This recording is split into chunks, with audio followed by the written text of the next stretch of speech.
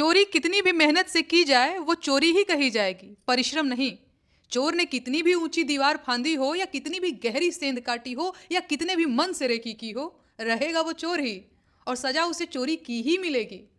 बिल्कुल इसी तरह वोट चोरी करने के लिए वोट चोरों ने कितनी भी मेहनत की हो, उन्हें वोट चोर ही कहा जाएगा।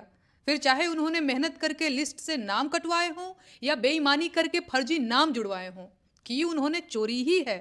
अरे लानत है ऐसी मेहनत पर जो देश का संविधान खा जाए। लानत है ऐसे मेहनती लोगों पर जो देश की नींव खोद रहे हैं। और लानत है उन अंधभक्तों पर जो देश के खिलाफ सरकार की चापलूसी को देशभक्ति समझ रहे हैं। वोट चोरी करने के लिए चाहे कितनी भी मेहनत की गई हो, उन्हें चोर ही कहा जाएगा। ये कहना है दोस्तों लोक गायिका नेहा सिंह राठौर का, जिन्होंने एक बार फिर भाजपा से लेकर चुनाव आयोग तक के कान गर्म कर दिए हैं। जी हाँ, नेहा ने वोट चोरी के मुद्दे पर अब ऐसा धोया है केचुआ को कि पूछिए मत। नेहा का विश्लेषण अब तमाम सोशल मीडिया पर जमकर वायरल हो रहा है। इसके साथ ही दोस्तों आज इस वीडियो में वोट चोरी से जुड़ी एक बड़ी अपडेट के बारे में भी आपको मैं बताऊंगी, कैसे ये पूरा मामला पहली बार पुलिस थाने पहुंचा है और इस पर पुलिसिया कार्रवाई भी शुरू हो गई है। इस पर चर्चा करेंगे, तो आप कहीं मत जाइएगा। नमस्कार, आदाब, आप देख रहे हैं खबर अड्डा और मैं हूं आपके साथ सुम्बुलीरम। दोस्तों, क्या वोट चोरी कर बुरा फंस गए हैं ज्ञानेश कुमार? वैसे ये सवाल तो स्वाभाविक है, क्योंकि गलत काम करके कभी ना कभी तो आदमी फंसता जरूर है। लेकिन अब बड़ी दिक्कत उनके लिए ये है कि क्या अब उनके पास बचने का कोई भी रास्ता नहीं है। ये सवाल इसलिए पूछा जा रहा है क्योंकि वोट चोरी का मामला प्रेस कॉन्फ्रेंस से निकलकर सड़क से होता हुआ पुलिस थाने तक पहुंचा है। जी हाँ, थाने में वोट चोरी को लेकर मामला दर्ज किया गया है, जिसकी जांच पड़ताल में पुलिस जुट गई है। ऐसे में ये मुमकिन है दोस्तों कि पुलिस के हाथ कुछ ऐसे सुराग लग सकते हैं जिससे ज्ञानेश कुमार पूरी तरह से फंस जाएं।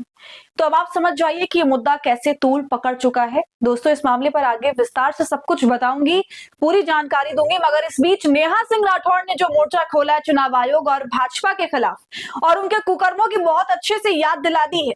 अपनी 2 मिनट की वीडियो में नेहा ने वो सब कुछ कह डाला है जो आज की मीडिया कहने की थोड़ी भी हिम्मत नहीं दिखा पाएगी।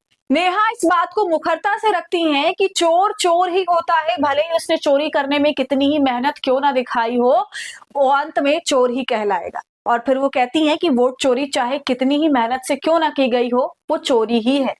तो पहले सुन लीजिए नेहा को, फिर उसका विश्लेषण करेंगे। चोरी कितनी भी मेहनत से की जाए वो चोरी ही कही जाएगी, परिश्रम नहीं। चोर ने कितनी भी ऊंची दीवार फांदी हो या कितनी भी गहरी सेंध काटी हो या कितने भी मन से रेकी की हो, रहेगा वो चोर ही और सजा उसे चोरी की ही मिलेगी। बिल्कुल इसी तरह वोट चोरी करने के लिए वोट चोरों ने कितनी भी मेहनत की हो, उन्हें वोट चोर ही कहा जाएगा। फिर चाहे उन्होंने मेहनत करके लिस्ट से नाम कटवाए हों या बेईमानी करके फर्जी नाम जुड़वाए हों, कि उन्होंने चोरी ही है।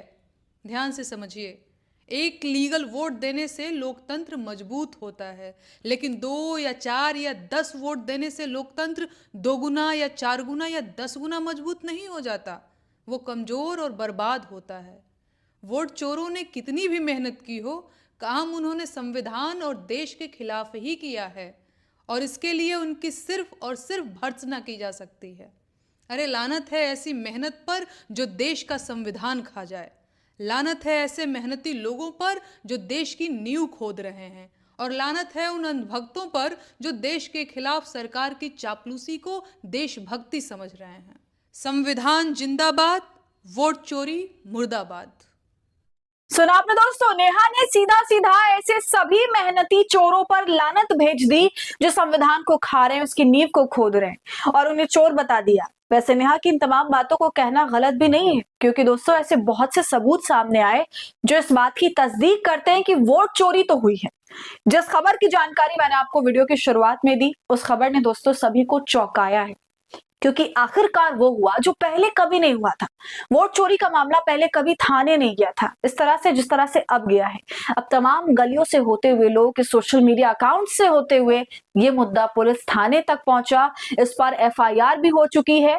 आपको महादेवपुरा याद होगा, जिसको लेकर राहुल गांधी ने करीब 3 महीने पहले प्रेस कॉन्फ्रेंस कर ताबड़तोड़ वोट चोरी के खुलासे किए थे। इस मामले में ऑलरेडी दोस्तों जो सवाल राहुल गांधी ने उठाए थे उस पर कर्नाटक की एसआईटी जांच कर रही है और अब एफआईआर की खबर ने सभी को हैरत में डाल दिया। सबसे पहले आप ये खबर देखिए, वोट चोरी मामले में शुरू हुई पुलिस जांच, फर्जी वोटरों के आरोप पर कर्नाटक में एफआईआर दर्ज। तो अब पुलिस जांच भी शुरू हो गई है। खबर में अंदर जाएं तो लिखा है 2024 लोकसभा चुनाव से जुड़े कथित बड़े वोट चोरी घोटाले में अब एक महत्वपूर्ण कार्रवाई हुई। इलेक्ट्रॉनिक सिटी पुलिस स्टेशन में इस मामले में एफआईआर दर्ज कर ली गई। ये शिकायत व्हाइटफील्ड निवासी राजू ने दर्ज कराई। अब उनका आरोप क्या है दोस्तों, ये भी देखिए। खबर में साफ तौर से लिखा हुआ है कि उनका आरोप है कि महादेवपुरा विधानसभा क्षेत्र में मतदाता सूची में बड़े पैमाने पर धांधली करते हुए फर्जी वोटरों को अवैध रूप से जोड़ा गया। शिकायत में कहा गया कि यह काम कुछ राजनीतिक दलों के सदस्यों, सरकारी अधिकारियों और निजी व्यक्तियों की मिली भगत से किया गया।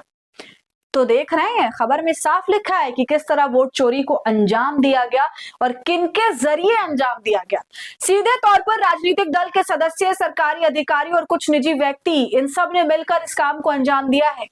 जाहिर है काम इतना बड़ा है कि किसी एक का तो हो नहीं सकता। इस तरह के तमाम तत्वों का एक साथ जुड़ना तो स्वाभाविक है।